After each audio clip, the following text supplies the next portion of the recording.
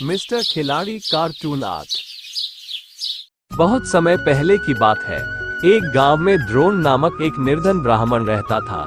गांव में भिक्षा याचना कर किसी तरह वो अपना जीवन यापन करता था। एक बार उसने गांव के एक सेठ के घर पूजा पाठ और हवन किया। सेठ धनी होने के साथ ही उदार हृदय भी था। जजमान, आपका हवन पूरा हुआ, अब कुछ दान दक्षिणा देने की कष्ट करें, मुझे देर हो रहा है, बहुत दूर जाना है। पंडित महाराज, आपने बहुत अच्छा हवन करवा है, इसीलिए मैं आपको दान में 2 गाय दूंगा। इन गायों के तरह गांव में किसी की गाय नहीं होगी। पंडित गायों को पाकर बहुत खुश था।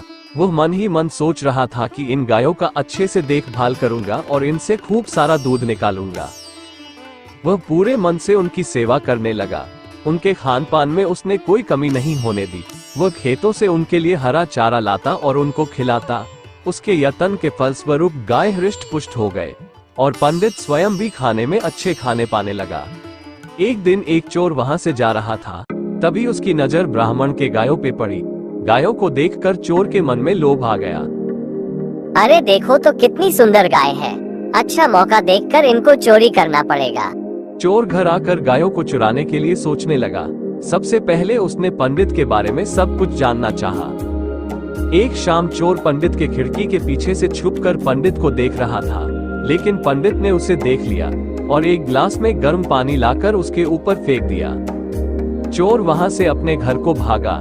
घर आकर उसने अपने चेहरे को शीशे में देखा तो डर गया। उसका पूरा चेहरा गर्म पानी से जलकर लाल हो गया था। उसने मन ही मन ठान लिया कि कुछ भी हो, अब तो पंडित का गाय चुरा कर रहूंगा। कई दिन बीत गए लेकिन चोर को सही मौका नहीं मिल रहा था। फिर अमावस की घनघोर काली रात आई। आखिरकार आज वो रात आ ही गई जिसका मुझे इंतजार था।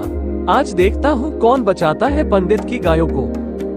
चोर जिस रास्ते से जा रहा था उसी रास्ते में एक बहुत पुराना पेड़ था, जिस पर एक ब्रह्म राक्षस रहता था, जो साल में एक बार अमावस की रात को जगता था और उस दिन वो किसी न किसी को खाता था।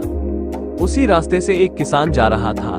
किसान को आता देख चोर झाड़ियों के पीछे छिप गया और किसान सीधा चला गया। किसान के जाने के बाद चोर फिर से आगे बढ़ा और वह उसी पेड़ के पास पहुंच गया जिस पेड़ पे ब्रह्म राक्षस रहता था। वह बहुत भयानक दिख रहा था, उसका पूरा शरीर लाल था। ये सब देख चोर डर रहा था। ब्रह्म राक्षस बोला, तुम कौन हो और अमावस की रात को कहाँ जा रहे हो? मैं एक चोर हूँ, गांव में रहने वाले एक ब्राह्मण के घर गाय चुराने जा रहा हूँ। और तुम बताओ, तुम कौन हो और इतने अजीब क्यों दिख रहे हो?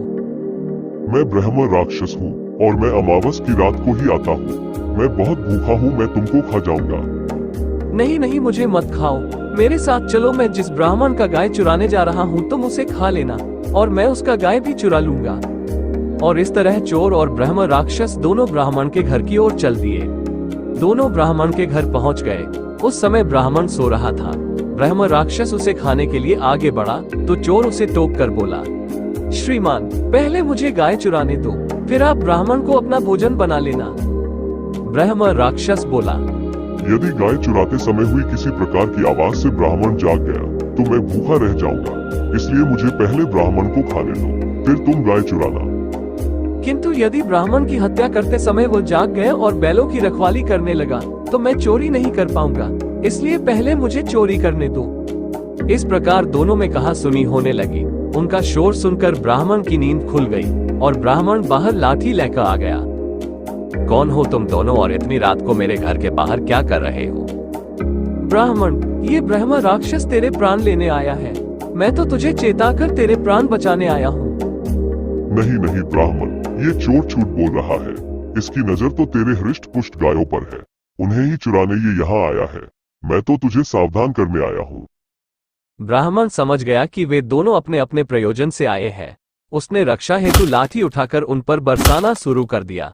राक्षस और चोर दोनों दुम दबाकर भाग गए और इस प्रकार ब्राह्मण की गाय और जान दोनों बच गई।